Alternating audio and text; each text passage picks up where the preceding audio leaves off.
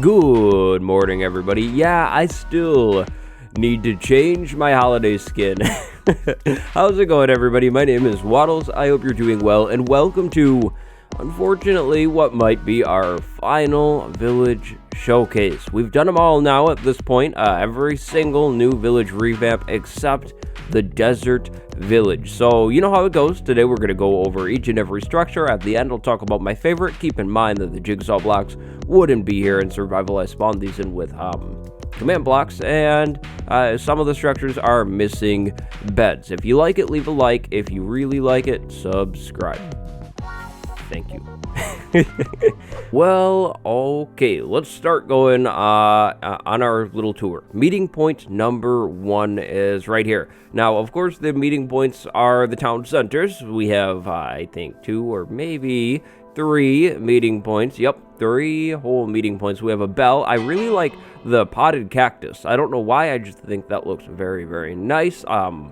Around the town where it is, because it's, of course, around the town on a few builds. A nice little modern fountain, very, very cool. And then finally, my favorite little meeting point, the one with the stalls. I love the sandstone walls. I think that looks absolutely wonderful. I do really like the new walls that are coming in this update. But moving on to the animal pens. So we have 2 animal pens this time. They're both almost pretty much the same thing. We both have, or both of them have, a covering and then a small little fountain using waterlogged stairs, which is really cool. Very, very smart.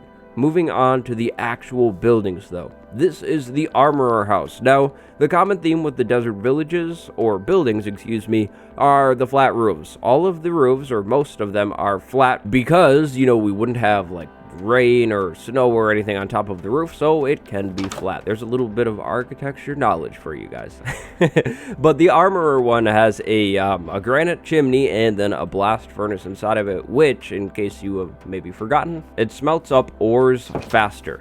Moving on over to the blacksmith building. Now, this building is very, very kind of plain, 2 squares, but this is pretty much your standard forge building. And when I say standard, I guess I'm talking about the now old forge with the lava outside and the furnaces, and then we swing inside and we have a little stone table. No chest in this building though, just really the whole lava thing, which is kind of unique. Moving on over, our next building is the butcher shop. Inside of the butcher shop, we have a smoker, of course, which cooks food faster, and then we have this wraparound little porch, backyard, side yard thing going on.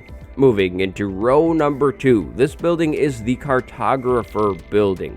Now, I really do like the layout of this building because we come inside and then we actually go back outside and then we go inside one final time. Now, I'm not sure really, like, if a door is missing here or what. It kind of seems like there would probably be one, like, kind of sitting like that or something, but I'm not sure. Doesn't really matter, but I really like the cartographer table, and then again, the whole inside, then outside, then inside again thing. That's very, very cool. Moving on over, we have 2 simple little farm planter boxes. Now, these, of course, are new, but they are kind of closer to the old style ones, especially this one right here. Now, of course, it's using stairs instead of logs all around it, but compared to some of the other farms and some of the other villages, like back there, these are a whole lot closer to what we were used to. Moving on, this one is the Fisher Cottage. I love these arches around the little pond here. That's really, really cool, and I would totally use this on on one of my builds. I think that's a really clever idea on Agnes and whoever else is doing the village revamps part. Moving on inside, we have some barrels and not much else though. Just a flat building. I love the smooth sandstone texture and the smooth sandstone in general on these buildings. I think that looks really, really good, and it almost looks like the building has been blown by the desert wind or something, and it's all kind of like worn out in a way. This is the Fletcher house. Inside, we of course have the fletching table and then not much else. I suspect a bed would be in this one for sure because there's so much empty space, but yeah, no chest in here again. Now, this is another planter stall area, or farm.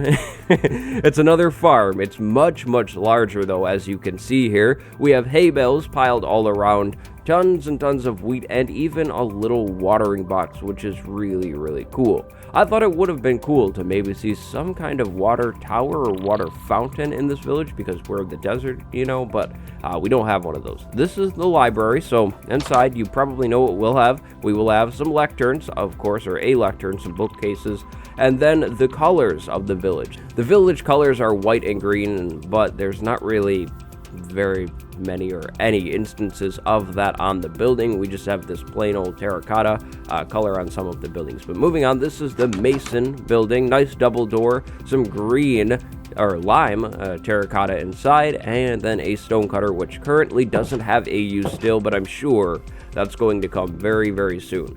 Now, this is medium house number 1, just kind of your standard house in here. We would 100% have a bed in here. We have a chest with randomized loot, tons of food in that one. Right here is medium house number 2. I really like the buttons on this one. That's very, very unique, kind of creative. Definitely adds some depth and detail to this really, really kind of flat build, and I think that's really cool. But we have a door up here that goes to a small room, a chest in here. Then down here we have a door that goes to another small room with a way up to this top little area. Not much of a room, but we do have a balcony on this one as well. Now, of course, this building and the other medium house would have beds inside of them.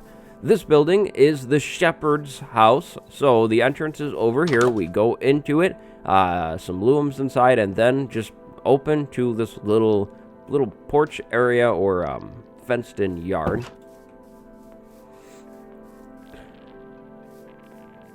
And right here we have the shepherd house again.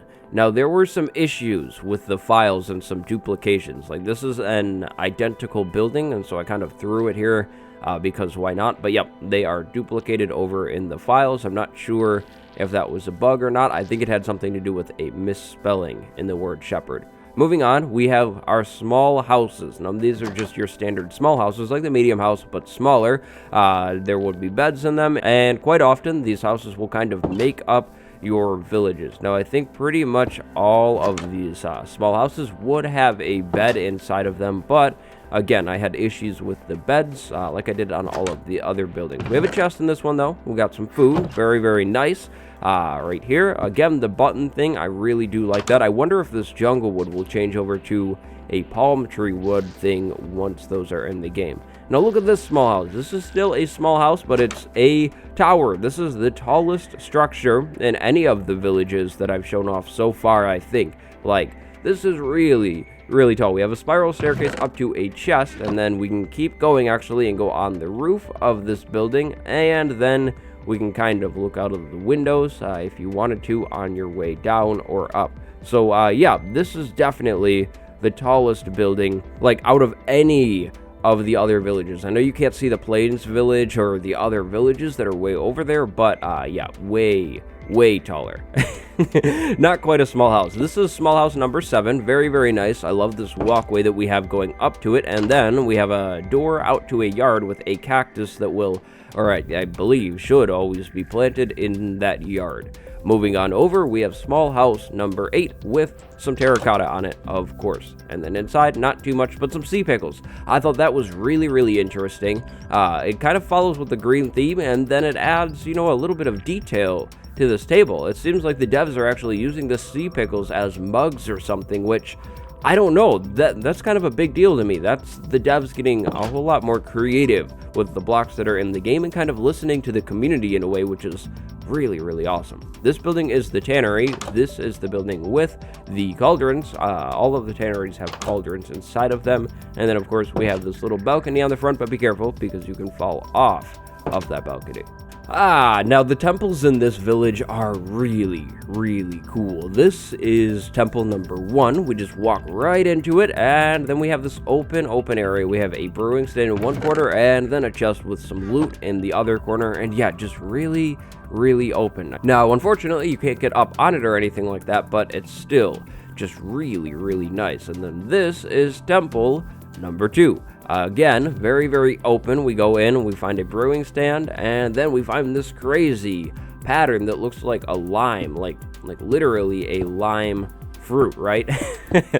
Because of the rotation there. I don't know. That's really, really cool. But again, that is the village color thing this time around. Now moving over, we have the toolsmith, very, very nice porch or staircase up, and then we have a smithing table and a chest with tool loot, some diamonds in there. I like the diamonds, that's very, very nice. And then over here we have a walkway over to the other part of the building that steps down actually into this crazy pattern room. Now I'm sure a bed would go on this half of the build, but this is really, really cool, guys. Like the whole tri-level thing, like, you know, you look at it from the outside and you're like, okay, again, 2 small rooms, not that big or anything like that, but no, you've been deceived. There are 3 small rooms. Then finally, we have the weaponsmith building. Now this is pretty much the same thing as that first building, except we have a grindstone in it now, or one of the first buildings, excuse me. The blacksmith is what I'm speaking of, and we have a chest in this one as well. This is another instance where I'm unsure if this is like a duplication thing or not, because right here, the weaponsmith, and then over there, we have the blacksmith, so they're pretty much the same thing, you know, minus the grindstone and the chest. I don't know. But those are all of the desert village structures. Now, my favorite is really, really easy. I love this tri-level building right here. It's really, really cool. Or the temples. The temples are very nice and cool as well. What do you think? What building is your favorite? So, I think this kind of finalizes the Village Showcase mini-series. I'm considering doing a download of this world so you guys can come and check out all of these buildings on your own, but I will be holding off on that for now because if there are more villages that are added into the game or anything like that, I would do it in this world, and I don't want to do like 2 downloads or something like that. So, if I do a download, I will kind of announce that later, maybe on a community post or something. Thank you very much for watching. Leave a like if you liked it, subscribe if you haven't yet, and I really need to go change my skin right now. Goodbye, everybody. Happy New Year's. I'll see you next time.